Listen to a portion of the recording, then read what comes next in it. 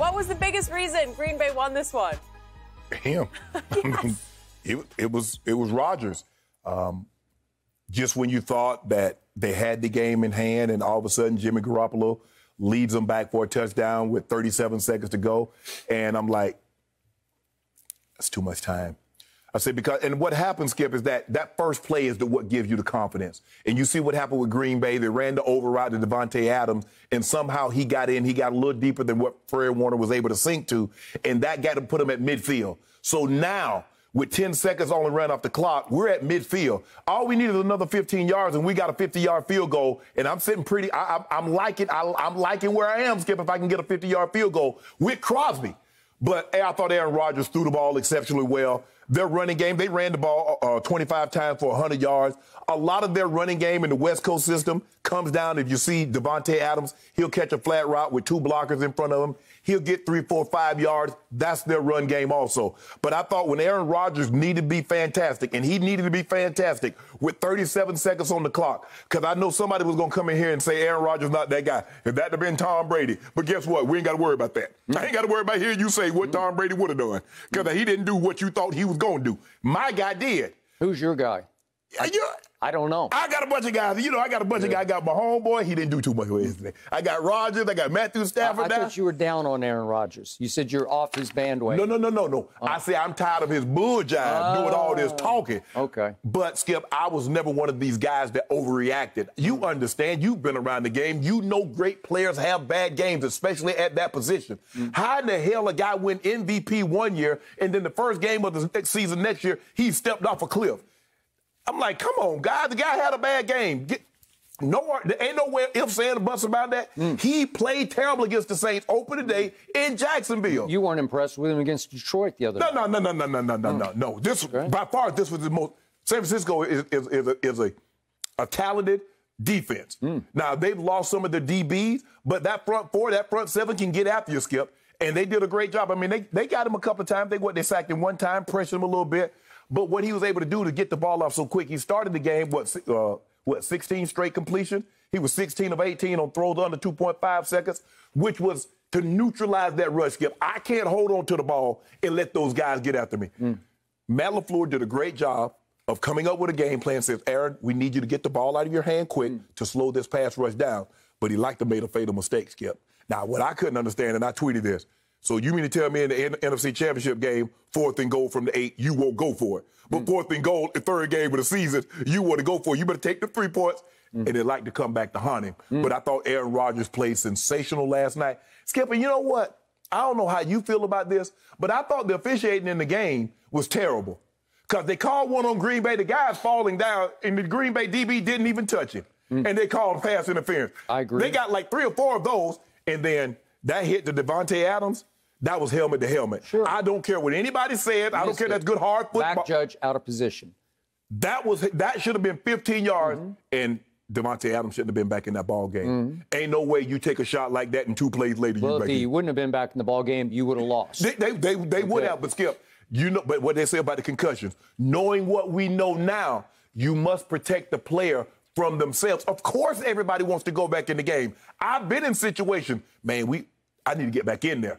But I don't know if we knew the depth of how concussions work and the severity they can cause later on. So I get it. You want to get in there. You want to show your teammates you're there for them. But sometimes discretion is the better part of valor. But Aaron Rodgers was the reason why. I disagree with that because in all of my years of watching, covering, studying professional football, I have never seen anything like the 49ers strategy in the final 37 seconds of that game. Aaron Rodgers is, quote unquote, stuck in Green Bay with the best receiver in pro football. Yeah. He's also stuck in Green Bay with the best dual-purpose running back in pro football to me in the other Aaron, who's oftentimes the... Him, Kamara, and I agree. McCat, C-Mac. Okay. So we get down to 37 seconds left, and already Davante Adams has 16 targets in the game. That's a lot of targets. Yeah, that's a lot of targets. Wound up with 18 targets in the game. Next on the list was Valdez-Scantling with 4 targets, so just 18 to 4. So what would it tell you about the last 37 seconds? What can you not allow to happen? You cannot allow Davante Adams to beat you. You have to do everything in your strategic power to make sure Davante cannot get the football. You can double him, you could triple him, you could do whatever. You should just say, no, Aaron, you can't have him now. Right. If you want to take Valdez-Scantling, you can have Tunyon. You can ton away with him, whatever you want to do. But Davante is not going to beat us with 37 seconds left. So Aaron very smugly said after the game, he gave little Matty, he calls him Matt LaFleur. I give him credit. He did suggest the first play, but after that, I called the plays from there on because he wants to make sure that everybody knows he's now in charge of that offense, right? Yeah, he might have been the one that called that fourth down play, too. So he said they tweaked this play, and they ran Davante all the way across the defensive formation. And Fred Warner is very good at coverage. Right. But he just didn't get deep enough because Davante is just running free through the secondary, which is mind-boggling to me because he's just too good. And so Aaron just kind of lobs it up and made a nice throw, and that he got it up over Fred Warner. Right. But there's big cushion in the backside because you got lots of room to get this ball over, and then there's the second one. Right. That is completely uncovered to get you the field goal. So here's the first one, just a little lob down the middle. He's just wide open. Would somebody that's just pure zone everywhere, and nobody is conscious and aware of Davante. And then this is even worse. How can you let that guy beat you? Because he is that guy for them. Yes. And to me, I just fell back in my chair and said, how on earth, without Robert Saleh as the former coordinator, now the head coach of the Jets, DeMeco Ryans is the new coordinator, and he was a nice player in this league, once upon a time Defensive Rookie of the Year out of Alabama. But he is now first-year defensive coordinator, and he had a bad sequence there because I don't know what you're going to call. I don't know what your defenses are termed, but you have to make sure that you're going to double and take away, what is he, 17? Yeah, Skip. He's kind of caught between a rock and a hard place because they only need a field goal to beat you.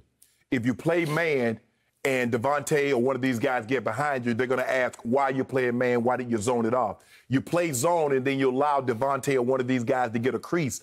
I thought the thing was if they could have – and I go back to says, should Juszczyk just taking it down, just went down on the one? You can't ask him to go against his instincts. Right, exactly. Because he is not going to be denied at the goal line. Obviously, if the knee goes down at the one, the game's probably going to be over. But you have to guarantee me they can get it in from the one. That's what I'm saying.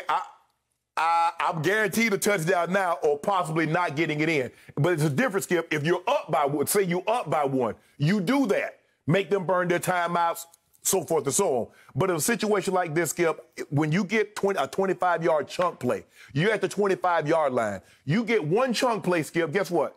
I'm at midfield. Now all I need is 15 yards, and I got Mason Crosby. Now, I don't have no rookies, some of these guys that's shanking it left and right. I don't got the Jags kicker. I don't got the Chargers kicker that's shanking them left and right. I got I got Crosby, who's very, very good. What do I call him? Mason Crossbar. Because once upon a time, back in 2016, he beat me in a home playoff game with a 51-yarder and a 56-yarder, both of which looked like they were going to miss off his foot, and then they mysteriously hooked or sliced back across. Well, last night, there was no doubt. When it hit left his foot, he nailed it. He nailed it from 51 yards. It was right down Broadway. And this is where you really make your bones. I mean, somebody has to make a play, Skip, but you're playing a zone. You basically said nothing cheap, nothing deep. Which means don't let anything get over your head, Skip. So he was really in a tough spot. I don't really know. If I'm the defensive coordinator in that situation, I don't really know how I played any different than what he played it. I'm just going to double Davante. I'm just going to double and roll the dice and say roll the dice with someone else. You can beat me because I know where he wants to go with the football because he's getting – it's like Mahomes and Kelsey. Mahomes just looks for Kelsey. Like when in doubt, he's just looking for 87. Right. When in doubt, is Davante 7? He's 17. Yeah, he's just looking for 17, wherever he is. He is a terror. Right. The way he can move, his explosiveness, his leaping ability, his strength, he gets stronger by the year. And he seems to get quicker by the year. And see, here's the thing what they did, Skip. If you notice on this deep over route, he's not the slot guy. He's the outside guy. So Warner's thinking that, okay, I'm not thinking he's going to run the deep over. Okay. So I'm getting depth. Okay, I got it. But nobody even sees him. No. It's all like he became the invisible man and then materialized just in time to catch a ball. Right. It was a nice throw by Aaron to get it up over a Fred Warner who can be dangerous in that situation. Normally in that situation, Skip, when you see a stack like that, you're thinking dagger. I'm thinking got clear. He's going to run the dagger route. But he goes all the way over. Okay. And then the second one to set up the 51-yarder. This is just silly pitch and catch. It's just like, oh, thank you for that. No. Seriously? But a situation like that, if that safety, I don't know why the safety, Skip, why is the safety that far down? That far back? Look where the safety is. I don't know. I don't know what they're doing. It's like, oh, thank you, we'll take that. And Mason Crosbar, you're on. Well, it's just ridiculous. No, safety, you too far back. Okay, I'm going to say this one more time about the other team. I just can't trust Jimmy G. He made one error that I thought had lost the football game where he fumbled the ball backward, and it's just pure classic Jimmy G. Right. And your team, the Packers, could not capitalize it and only came away with the field goal because if you they went for it on the fourth down. I don't think they scored. They didn't score that way. Field goal off that. I don't think so, Skip. Okay, but whatever. They did not go cash it in and end the game. Right. Because I thought the game was over at that point. Yeah, because the other one, Skip, the one he was throwing to Kittles. Yes. Jair Alexander has no business being there. I don't know, because he's supposed to sink, and he sees it. No, that was a heck of a play, Skip. That was the best play I saw all day by DB. Yes, because he's got third. He doesn't have middle. He's deep third. Yep. And then I happened to be texting this very early this morning with our man Lil Wayne, who's going to be in Dallas tonight to watch the Cowboys on his birthday tour. Right. Happy birthday to Wayne. We'll talk about him in a little bit. But he was saying that he was at the game last night, and he said you could not believe the energy in the crowd for Trey Lance. Yeah. Because Trey Lance came in on the goal line and immediately right before the half, ran it in. And then he came in on another goal line play and rolled to the right, and they mugged Kittles in the end zone. Remember, they just knocked him down and beat him up. Yeah. And it was 1st and goal. And then they brought Jimmy G back in to score the touchdown. Yes. Okay. So to me, this situation is screaming for him to go with Trey Lance. I don't know that he's got a cracked bone in his forefinger of his throwing hand. I don't know if that's bothering his throwing. But at some point soon, you got to go with Trey Lance. Skip, it's not like Skip. I could agree with you. If Jimmy G was playing bad, he made one mistake. He made one mistake. But you know that's who he is. That's who he is. But Skip, I'm not so sure that Trey Lance is going to be better. We've seen the way these rookie quarterbacks are playing. Okay, guess what the 49ers did running the football? They went 21 times for 67 yards. And my man from University of Oklahoma by way of Ohio State, Trey Sermon, he went 10 times for 31 yards. So that won't cut it. And he had one for 16. So he had one for 16. The other 9 were 15 How yards. often does Kyle Shanahan's run game get held to 67 yards? Okay, you don't think Trey Lance would change that world? You don't think he would provide such a threat that all of a sudden the run game would open up with him at the controls? Yeah, maybe, Skip, but are you going to assure me that I'm going to be able to get what I get out of Jimmy G in the passing game? Yes, I believe you would. He's got a huge arm. He does, Skip, but huge and accurate is something entirely different. Okay. I think it's going to be a while before you see Trey Lance. I think you're going to see the sprinkling here and there, but I don't think Jimmy G's played bad enough for him to lose his job. Well, congratulations to Aaron Rodgers. You got away with it. There you got away with nothing. Because, normally what happens, he's been in this situation before, but the field goal kicker missed, and then everybody look at Aaron Rodgers, he didn't play well. But that's just the way it goes, Skip, because we can look at Tom Brady. He had excellent field goal. Gostkowski was money. We know what Vinatieri is, Skip. He's just going to the Hall of Fame on the first ballot. If I were a Packer fan today like Lil Wayne, I would be wondering, why can't Aaron ever do that in an NFC Championship game? He's 1-4 in the NFC Championship games. Goodness. Am I right? He did that last night. When we talk about the NFC Championship game, if it comes again. 1-4. Remember the last one? Oh, my goodness. We'll get to it, I promise. We're going to go back to it. Thank you for watching. You can subscribe here to get the latest from the show, and be sure to check out more of the best clips from Undisputed, or go watch a few other segments from our other shows on FS1.